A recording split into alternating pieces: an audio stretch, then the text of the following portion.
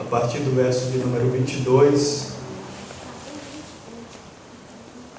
Vamos fazer menção aí de 3 versículos. E aí a gente entra naquilo que Deus quer falar conosco essa noite. Mateus capítulo 14, a partir do verso de número 22.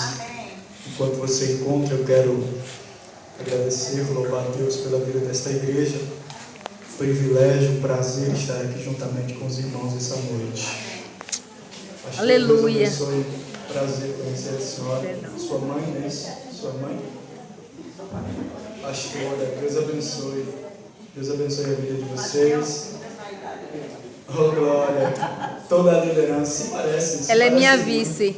Se parece muito. Deus abençoe a vida de vocês. Joab é um amigo, mais que um amigo, é um irmão. Sempre eu preciso dele, às vezes ele me liga, ele precisa de mim, ele me encontra. E hoje, quando ele me ligou, eu estava trabalhando, e hoje é impossível sair, irmãos. Dia de quarta-feira para mim é impossível sair. A gente também toma conta de uma congregação no distrito de Baitaba, mas não por isso, justamente por causa do trabalho, que quarta-feira é o dia que eu saio 8 horas, 9 horas da noite. Quando ele me ligou, eu falei, Neguinho, justo hoje? Ele disse, não, é você mesmo. Eu falei, amém, eu vou dar um jeito aí, a gente vai lá dar glória a Deus. Ô, glória! Eu perguntei para ele, me dê aí o tema lá do culto, ele nem me deu o tema. Ele disse, não, o tema é deixa Deus te usar. Eu falei, amém. Mas aí foi uma correria, mas glória a Deus, era para pegar o carro 8 horas, nós conseguimos pegar o carro aí 7h30, um pouquinho antes de 7h30, glória a Deus, estamos aqui para louvar o nome de Jesus. Queridos, quantos acharam? Pode dizer amém. Aleluia! E diz assim, e logo ordenou Jesus que os discípulos entrassem no barco e fossem adiante para outra banda, enquanto despedia a multidão. E despedindo a multidão, subiu ao monte para orar à parte. E chegada já a tarde, estava ali só. E o barco estava já no meio do mar, açoitado pelas ondas, porque o vento era para a gente nunca mais esquecer. E o barco estava já no meio do mar, açoitado pelas ondas, porque o vento era. Porque o vento era. Meu Deus, é Glória a Deus forte! por isso. Aqueles que podem, se sente, prometo não cansar você, mas trazer algo de Deus para a nossa vida. Louvar a Deus pela vida do meu amigo Everson Mateus. Vai passar aqui também, ou já passou? Everson Mateus já passou, também é um amigo. Baitaba, graças a Deus, é um celeiro. E Deus cada vez mais tem levantado jovens cheios do Espírito Santo. Eu acredito que aqui não é diferente. Deus está em busca de pessoas dispostas a ser usadas. Queridos, o interessante é que eu vim no ônibus perguntando a Deus o que eu ia pregar. E quando eu parei ali no ponto, eu vim com um texto no coração, porque o pregador sempre tem um texto que arde. Verdade. E aí, quando eu parei no ponto, parei próximo a uma igreja e eu vi o pastor ministrando um texto semelhante ao texto que estava ardendo no meu coração. E eu disse, Deus, se isso não for uma testificação do teu Espírito, isso é carne minha. Mas eu acredito que Jesus vai falar conosco de uma forma especial essa noite. Aleluia! Queridos, o texto vai nos contar que Jesus está pregando uma mensagem e de repente ele termina a sua mensagem e vem o desejo no seu coração de orar. A Bíblia diz que Jesus despede a multidão e quando ele está no pé do monte, ele olha para os discípulos e pedem para que eles atravessassem o mar e fossem para o outro lado. E despedindo a multidão, ele dá uma ordem aos discípulos e eles assim seguem a ordem que Jesus havia os ordenado.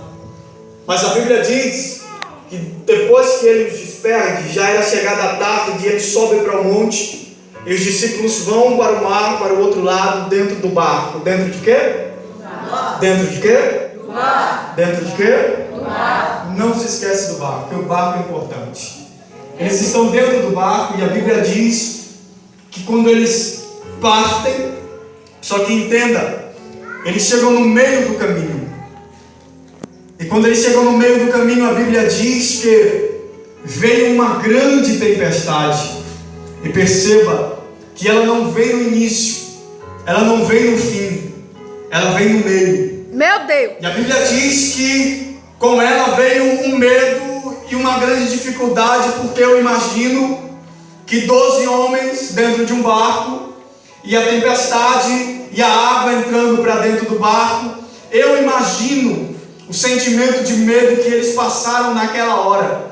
Quem sabe pensaram até que naquele momento iriam perder a sua vida, porque a situação que no começo era boa, acabou se tornando uma situação difícil, até mesmo para homens que viviam dentro do mar. Perceba que eles têm experiência com o mar, mas aquela dificuldade era tanta. Meu que até Deus! mesmo pessoas que têm experiência, até mesmo pessoas que têm experiência se frustraria, porque é uma situação adversa. Meu Deus. Mas ela se torna ainda pior quando eles olham para o horizonte e veem um ser caminhando por cima das águas, e não discernindo eles se era um ser físico ou um ser espiritual. Um dentre eles vai se levantar no meio do barco. Quantos se levantam?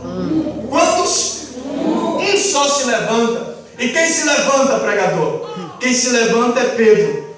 E quem é Pedro? Pedro é o porta-voz da galera, é aquele que fala no momento em que todos ficam calados. Mas Pedro vai se levantar no meio do barco e vai dizer: mestre, se é o Senhor mesmo, eu quero ir até o Senhor andando por cima das águas. Andando por cima das águas. Desculpe, Jesus se apresenta e diz: calma, sou eu. Aí Pedro se levanta e diz: mestre, se é o Senhor, eu quero ir até o Senhor andando por cima das águas. Ah, meu Deus. Entenda, Jesus dá uma palavra para Pedro: vem, Pedro. Mas eu não imagino Pedro pondo um pezinho na água e depois colocando outro pezinho na água, não. Eu imagino Pedro afoito, pulando na água, e quando ele percebe que está firme, quando ele percebe que está o quê? Firme. Quando ele percebe que está firme, ele não se contenta só em estar em pé em cima dela. Pedro agora vai começar a andar por cima das águas. Entenda, na ótica humana isso é impossível de acontecer. Por que, pregador? Porque a água não está no seu estado sólido, a água está no seu estado líquido. E a água no seu estado líquido é impossível de alguém ficar em pé em cima dela. Mas olhando para o texto eu percebi algo, que Pedro está em pé onde ninguém seria capaz de estar de pé. Mas entenda, ele está de pé no lugar onde não é para ninguém estar em pé. Sabe o que Jesus me disse sobre isso, filho? Quem sabe muitas vezes olha para mim e para você em meio a uma situação e diz: no meio dessa situação é impossível estar de pé. Por quê? Porque a porta fechou. Por quê? Porque as coisas estão dando errado. Por quê? Porque o casamento não está indo mais bem. Por quê? Porque uma situação adversa não dá para estar em pé. Mas Pedro está de pé no lugar onde não é para ninguém estar de pé. E debaixo dessa palavra eu quero profetizar algo de Deus para a tua vida. Em meio à situação que você está vivendo, em meio a palavras de maldição que nós recebemos, essa palavra nos dá um vigor e uma força. Por quê? Porque Jesus sustenta de pé aonde não é para ninguém estar de pé. Debaixo dessa palavra eu quero profetizar mais ainda, que no meio dessa situação, o meu e o teu Jesus vai me manter e te manter de pé para a glória do seu nome. Glória a Deus. Escuta, não era para Pedro estar de pé, porque a situação não era permissiva para estar de pé.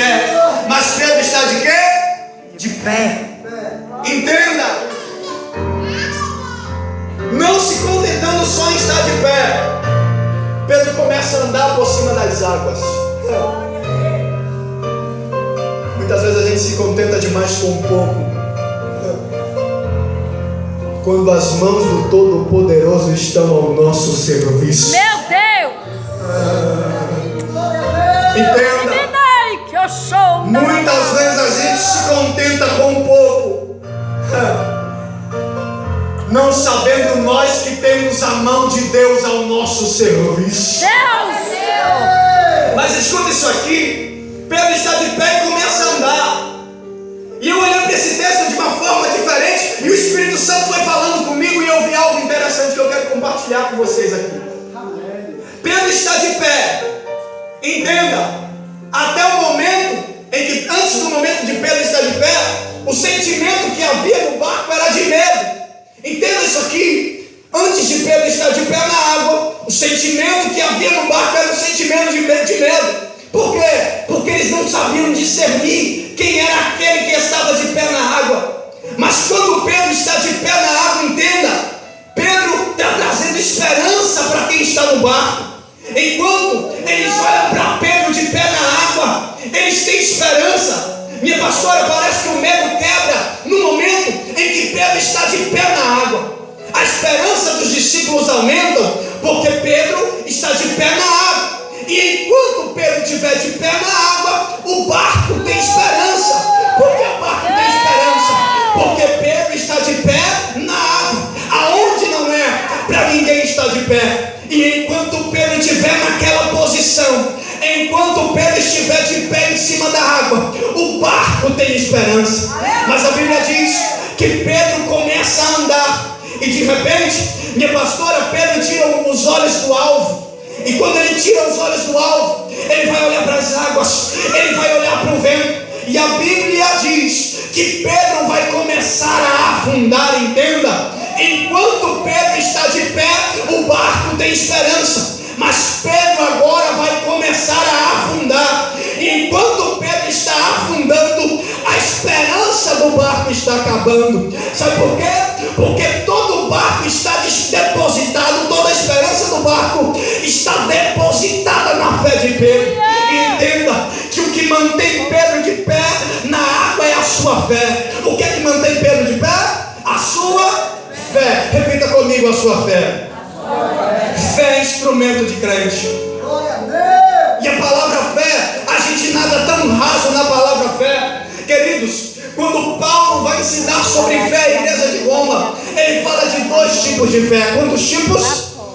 Ele fala de dois tipos de fé. Primeiro tipo de fé que Paulo fala sobre a fé salvífica, capítulo 4 de Romanos. E depois Paulo fala da fé extraordinária.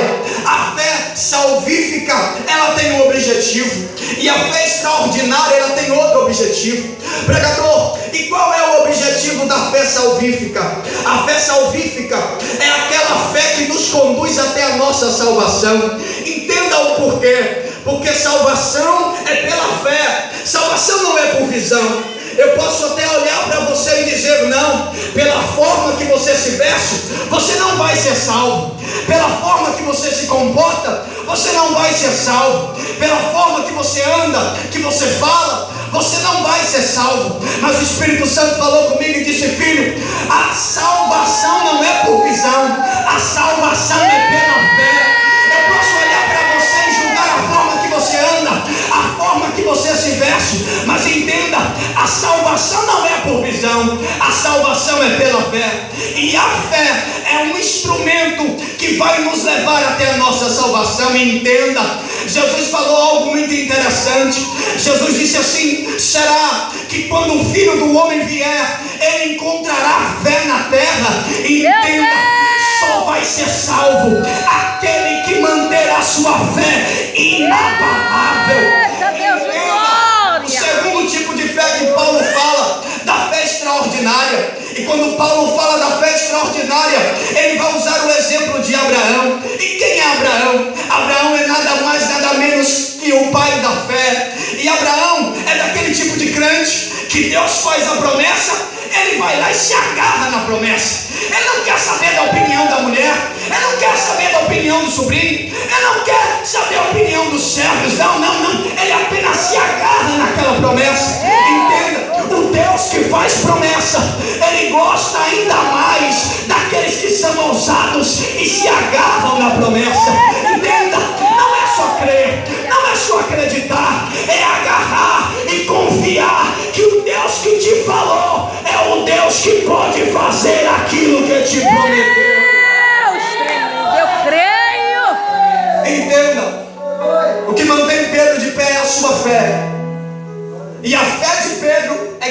esperança para o barco. Eu não quero que você esqueça isso mais nunca. A fé de Pedro é o que traz esperança para o barco. Mas a Bíblia diz que Pedro começa a afundar. E quando Pedro começa a afundar, né, pastora? Pedro começa a tirar a fé, a esperança do barco. E o Espírito Santo me fez olhar diferente para esse texto. Sabe por quê?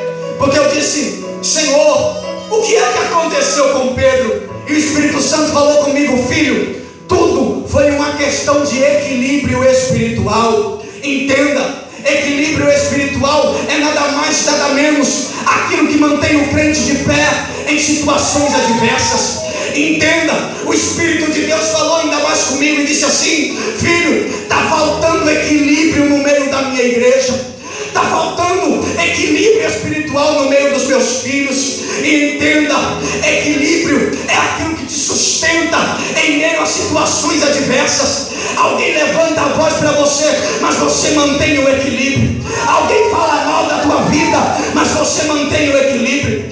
A situação é para você jogar tudo para o alto, entregar os pontos, mas o equilíbrio espiritual, o crente que é equilibrado espiritualmente, ele não é manipulado por qualquer coisa.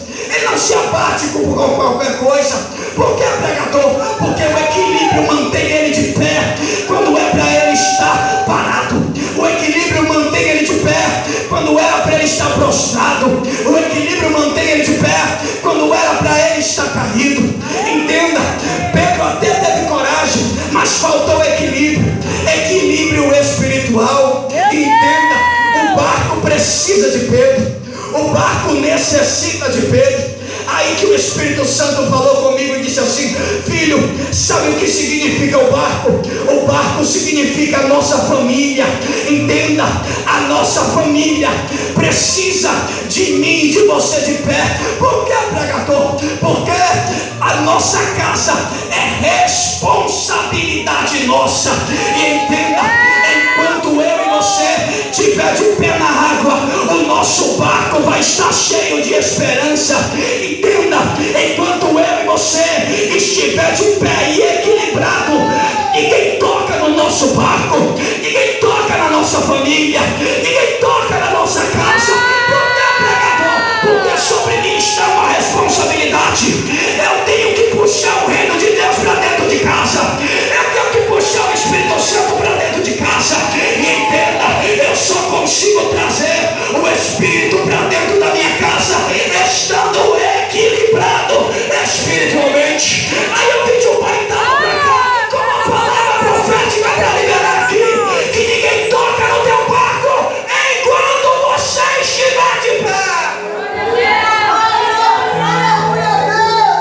Escuta isso aqui. Ai, maravilha!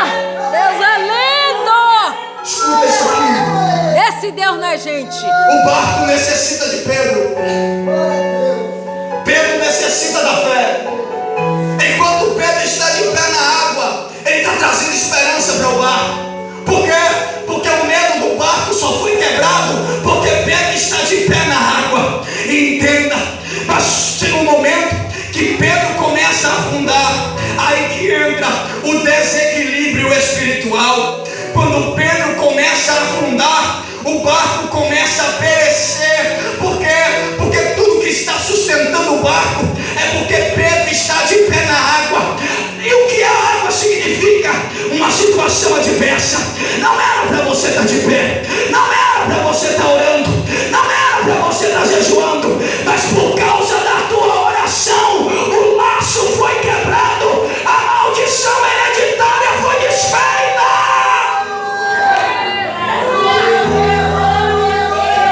Segura! Só não desceu a sepultura ainda porque você está de pé. Mas entenda que é uma necessidade. Porque só não toca no barco se você estiver de pé na água. Diga para alguém: a tua família precisa de você de pé. Não foi fraco demais. Balança esse crente, acorda ele e diz para ele: a tua família precisa de você de pé. Escuta,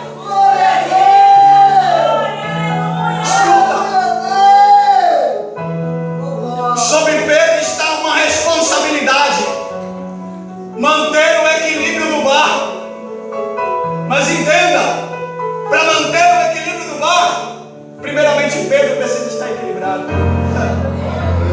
Quizá você pode dizer para mim, pregador, meu casamento está um negócio, a gente não consegue mais se entender, não tem mais aquele romantismo, ele não dá mais flores, ele não me leva mais para comer fora, não tem mais aquele diálogo, aquele negócio gostoso de antigamente. O negócio mudou, mas entenda, Olha aí. você precisa manter o equilíbrio no lar. Olha aí. O interessante, minha pastora, é que a gente não quer ter responsabilidade. É assim. Por quê? Porque o que eu vou falar agora é sério. Tem muita gente descendo a sepultura porque a gente não está de pé. Tem muitos familiares nossos que estão indo para o inferno porque a gente não consegue se manter de pé. É desse jeito. Entenda que a minha e a tua casa necessita do nosso equilíbrio espiritual. Entenda, nós não podemos deixar a nossa casa perecer. Mas Pedro começa a afundar, e de repente Jesus vem de lá para cá e ele diz: levanta, homem de pouca Fé. Só faltou fé, só faltou equilíbrio. Mas quando volta para o barco, Jesus acalma a tempestade. Entenda, Jesus precisa do meu e do teu equilíbrio. Só que é difícil encontrar pessoas equilibradas espiritualmente na geração que a gente vive. A nossa geração é tão diferente que se pisar no calo de alguém, Olha aí. uma palavra mata, É desse jeito. uma falta de concordância mata. Oi, socorro. Não, mas ele falou mal de mim. Cadê o teu equilíbrio? Não, mas passou por mim e não deu a paz. Cadê o teu equilíbrio? Esse Deus não é gente nessa terra. Não, mas a pastora disse que eu não posso. Cadê o teu equilíbrio? Ah, pois.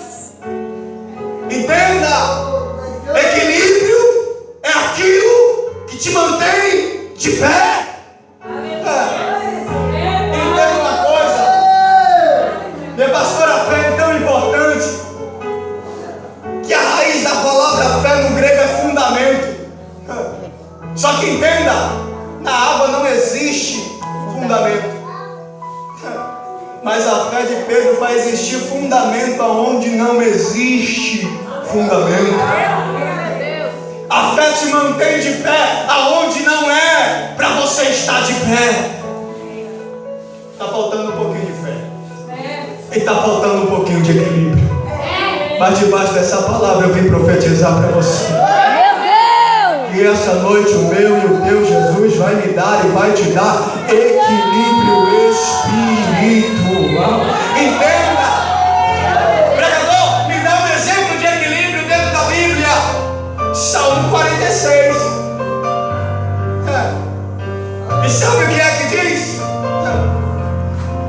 O monte está tremendo, o mar está bravio,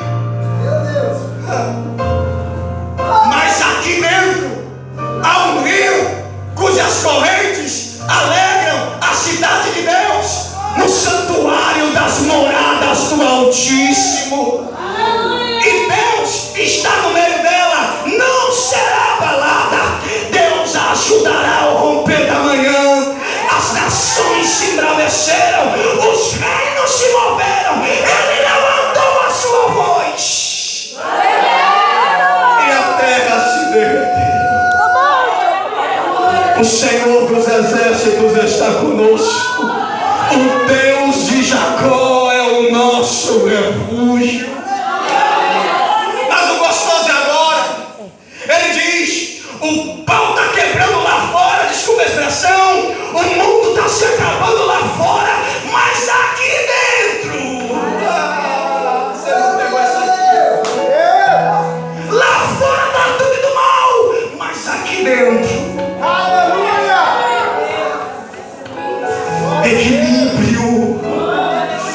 Eu sou de um tempo em que as pessoas se arrumavam para ir para a igreja.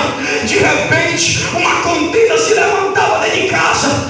A irmãzinha apenas olhava assim e dizia: ei, ei, ei, para com isso aí agora. Por que, minha mãe? Porque eu vou ali no culto e volto. E quando eu voltar, essa situação, essa bagunça não vai estar mais assim. Batia o pé na porta e saía. Vinha pro culto, cantava, dava glória, dava aleluia. E quando voltava para casa, que batia o pé no batente, o espírito de contenda já tinha dado fora. Por quê? Porque ninguém suporta a glória. Meu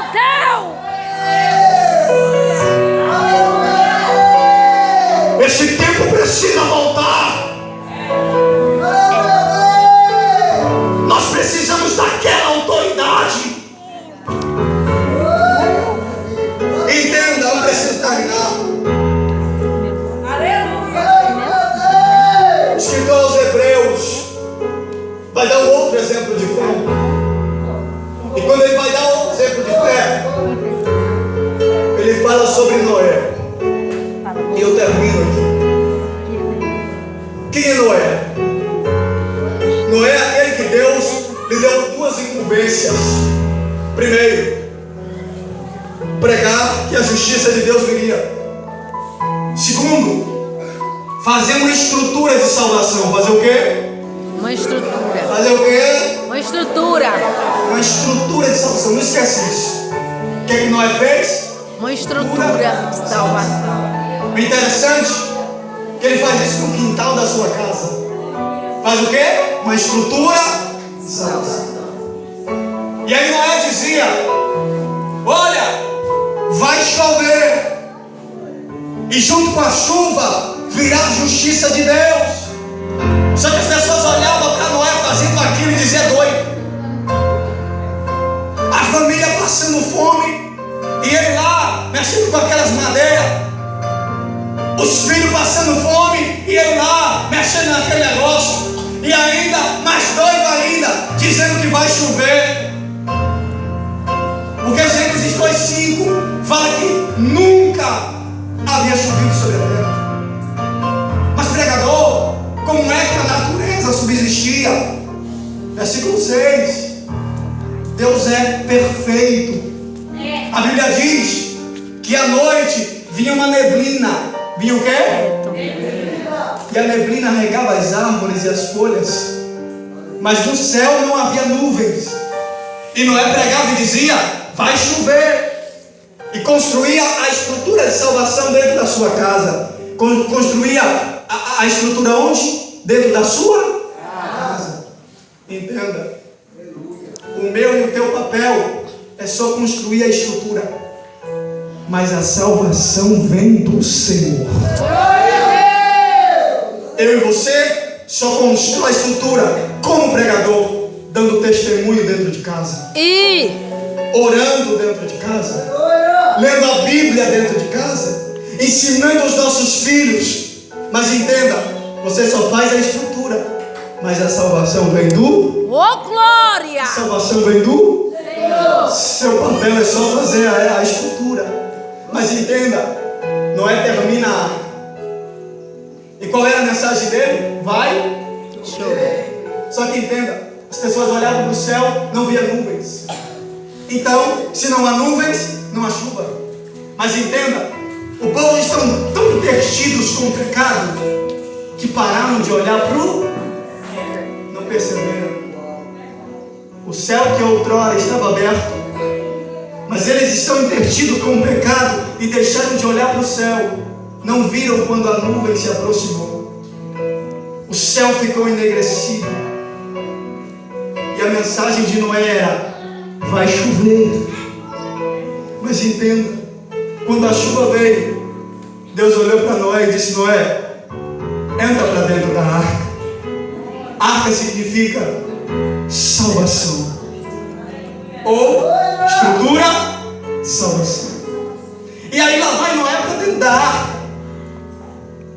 Aí Deus olha para ele e diz: Noé, você vai para onde sozinho?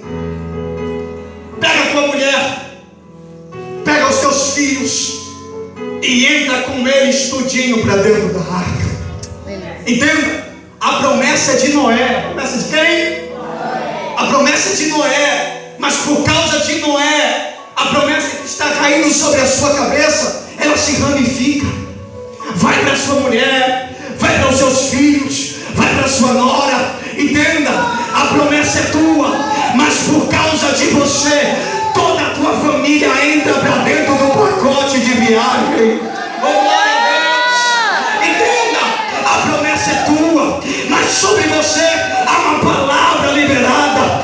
Crê no Senhor Jesus Cristo e será salvo tu e a tua casa. Entenda, você não vai sozinho, a tua família vai junto com você também. Quem é que pode adorar a Ele?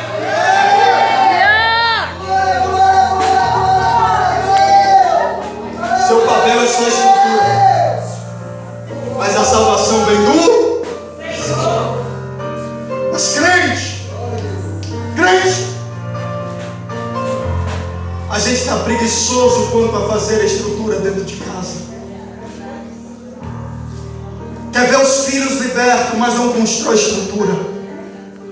Quer ver o marido liberto, mas não constrói estrutura. Parece que perdemos até as ferramentas. Eita Deus. O tempo passa, a gente olha para o céu, não vê nuvem. Mas Deus disse: constrói a estrutura. Não podemos deixar de criar estrutura. A nossa casa precisa de nós.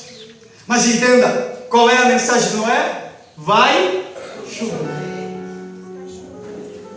E a chuva veio. Só que entenda, as pessoas olhavam para o céu e não viam nuvens.